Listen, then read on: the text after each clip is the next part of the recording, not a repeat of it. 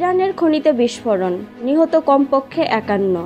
ইরানের দক্ষিণ খোরাসান প্রদেশে একটি কয়লা খনিতে গ্যাস বিস্ফোরণে কমপক্ষে ৫১ জন নিহত হয়েছেন। আহত হয়েছেন কমপক্ষে ২০ জন।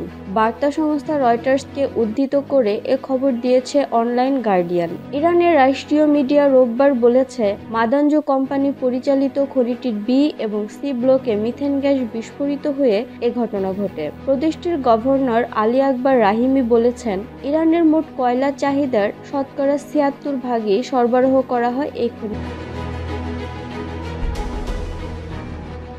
থেকে। মাদানজো কোম্পানি সহ প্রায় ৮ থেকে ১০টি কোম্পানি ওই অঞ্চলে কাজ করছে।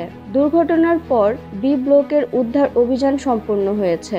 এই ব্লকে কাজ করছিলেন ৫৭ জন শ্রমিক, তার মধ্যে ৩০ জনই মারা গেছেন, আহত হয়েছেন ১৭ জন।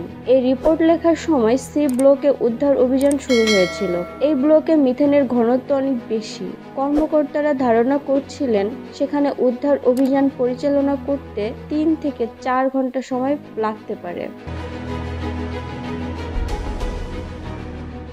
রাষ্ট্রীয় টিভিতে বলা হয়েছে, বিস্ফোরণের সময় ব্লক দুটিতে ৬৯ জন শ্রমিক কাজ করছিলেন। ইরানের রেড ক্রিসেন্ট প্রধানকে উদ্ধৃত করে এর আগে বলা হয়, আহত ১৭ জনকে বিভিন্ন হাসপাতালে নেওয়া হয়েছে। নিখোঁজ আছেন ২৪ জন।